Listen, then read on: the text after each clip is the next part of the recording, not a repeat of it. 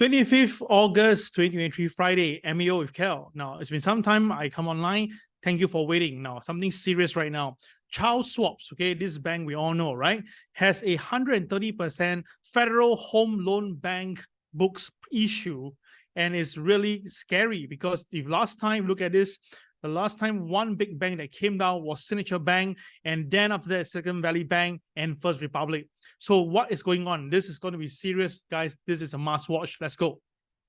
All right, disclaimer apply as usual, and thank you, Ames, for the kind sponsorship. Okay, so let's just take a look at the market right now, right? So 3 months ago, I warned about the banks. Remember, I said that the sovereign risk debt has basically doubled. And of course, the smart money are getting out, the so-called dumb money, retail money is going in.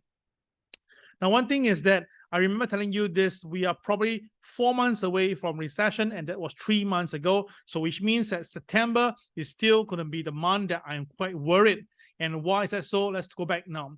We know that there's a banking crisis back then in March, right, whereby Silicon Valley Bank, Signature Bank, Silvergate all collapsed during March period. And we said that before, about 6 months to 7 months later, the next wave will come in. Remember that? So we said that. So March plus 6 more months will be somewhere around this period. And why am I worried now? This is where it really worries me. Now look at Charles Schwab's. Now this bank basically came down back then together with a lot of them. Okay, we know that. Okay, that was what happened during the March period. Then it so-called bottom out around the 48 region. Okay. Then it went above the moving average. So it's good, right? So everything looks okay. And it went all the way up. But the point is this, it did not go all the way to recover where it came from. And it stopped about 68. Okay, so not too bad. Most banks behave like this. But then recently it broke below the MA30, which is a technical point for sell. And the selling started to increase with the volume also increasing at the same time. Now, this is not a good sign because when a bank behaves this way, it's all right. And technically, there's a chance that it may go back down to 48. Now, 48 is still okay. But what if it go down even worse than this? Let me tell you why. Now, take a look.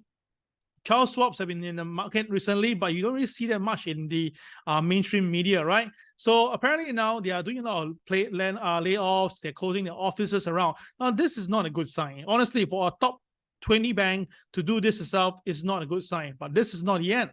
Apparently now, right, they are laying off at least quite a few people to basically save 500 million, all right, to save it. Now, of course, you say it's the same thing what Meta did, right? They save it, they cut off staff, the share price went up. Okay, still a good idea because we all know that Charles Schwab, right, was ranked #1 in investor satisfaction, right, with full service brokerage firm, all right? So everything is good.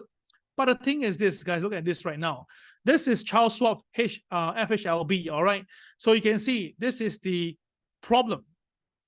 The problem is that now, the last time we saw this, Signature Bank holds 140%, and Silicon Valley Bank about 97%, and First Republic about 77%. Now, basically, in short, right, simply put, even if you sell everything on Charles Schwab's, right, they still owe about 30%. That is how scary is this right now.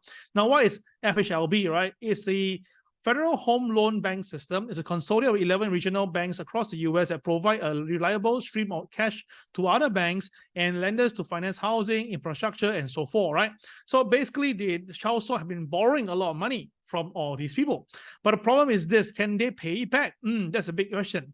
So now the thing is this, now Charles Schwab owes about 130% of the total equity capital to short duration FHLB loans that had to be paid back soon, okay? They must pay back soon. And that is about $350 billion. Now, that is crazy because if they can't pay back, we're going to have a big problem.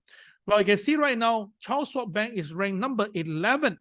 Wow, 11. Remember, this SVB was ranked 17 back then. Wow, this is really something scary, right? So just to take a look at this, is one of the YouTuber. Bear Stearns collapsed in March 16, 2008. Okay, so 6 months down the road, Lehman Brothers collapsed in September the 15th. Okay, so now SVB, similarly to Bear Stearns, March. Oh dear, oh my God. Okay, and then who will collapse in September? What do you think? So that is what is going viral right now. This is getting a bit absurd, right? But if you remember what happened, so if Charles Schwab's basically got into trouble, of course you will say, but the thing is this, definitely it's out that the Federal Reserve will come in and save the day, right? Well, they can if they can have some money. But remember, this Janet Yellen herself is really raising money through the US Treasury bonds, but the bonds are not picking up because people know that it could go lower.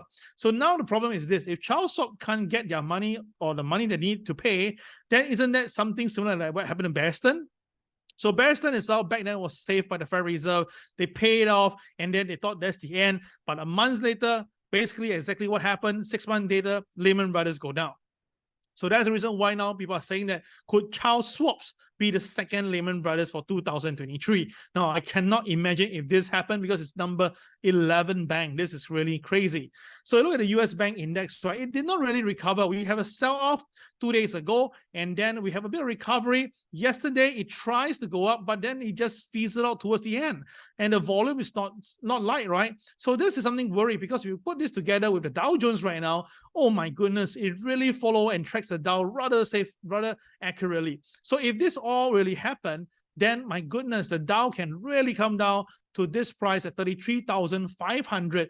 Now, this is where the Dow is really at 34,000 right now. So we're about 500 to 600 points away. I've been saying this, guys, there's a potential to have a $6,000 profit. Yeah, because if you short the contract for the Dow example and it goes down by 600 points per full contract, you can make up to $6,000. All right, that's a lot of money, guys. So if you want to know how to do it, I can share this with you. You just have to basically sign up for my webinar. It's tomorrow at 10 a.m. Singapore time, 26th of August. You sign up, I'll tell you how I help a student profited $3,000 from the market. I'll do it step by step. You definitely will learn something from there as well. Okay. All right. So that will be all for today. Like, subscribe, and share to all my channels. This is Cal signing off. Take care. Have a great day. Bye-bye.